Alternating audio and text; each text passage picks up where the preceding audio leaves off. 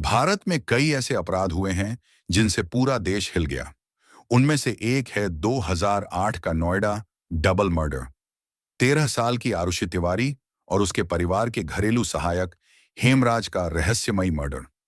आज हम इस केस के हर पहलू को जानेंगे, चौंकाने वाले ट्विस्ट और अनसुलझे सवालों के साथ। आरुषि तिवारी मात्र 13 साल की नोएडा में अपने माता पिता के साथ रहती थी। हेमराज परिवार का घरेलू सहायक रोजमर्रा के काम में मदद करता था। 13 मई 2008 की सुबह से पहले के दिन सामान्य लग रहे थे। स्कूल की छुट्टी, माता पिता की दिनचर्या और हेमराज का काम। लेकिन इस सामान्य दिन ने पूरी तरह से परिवार की जिंदगी बदल दी। 13 मई की सुबह माता पिता को पता चला कि हेमराज गायब है।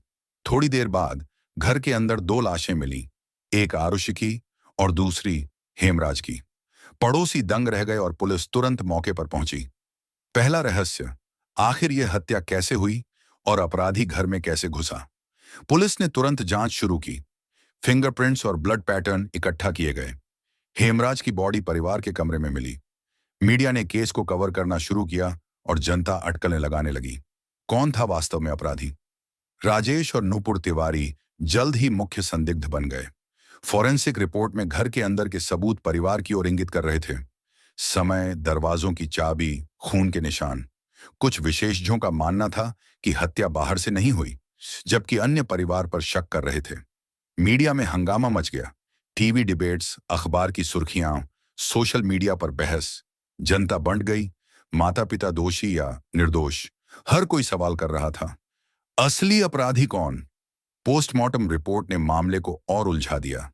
मौत का समय, इस्तेमाल हुआ हथियार और शव की स्थिति ने कई सवाल खड़े कर दिए। हेमराज की बॉडी का स्थान, आरुषि के कमरे का दरवाजा और कोई बाहरी घुसपैठ का सबूत नहीं। कुछ रिपोर्ट्स में अलग अलग थ्योरीज सुझाई गईं। बाहरी व्यक्ति ने हत्या की, परिवार ने किया, घरेलू सहायक शामिल हो सकता है। जांच के बाद केस कोर्ट में गया। प्रारंभिक दोषी ठहराया गया, अपील हुई और अंत में बरी। कोर्ट रूम ड्रामा और गवाहों के बयान ने जनता को और उलझा दिया। सुप्रीम कोर्ट भी पूरी तरह से केस को हल नहीं कर पाया। आज भी कई सवाल हैं। अपराधी घर में कैसे घुसा? हत्या इतनी परफेक्ट कैसे हुई? जांच इतनी लंबी क्यों चली? डॉक्यूमेंट्रीज, पत्रकार और किताबें इस केस की गहराई में गए हैं, पर रहस्य अभी भी बना हुआ है। इस केस से हम क्या सीख सकते हैं? फॉरेंसिक जांच की जटिलताएं, मीडिया का प्रभाव, असली जीवन में रहस्यों की गहराई। आरुषि हेमराज केस भारत के सबसे रहस्यमयी और चौंकाने वाले अनसुलझे मामलों में से एक है।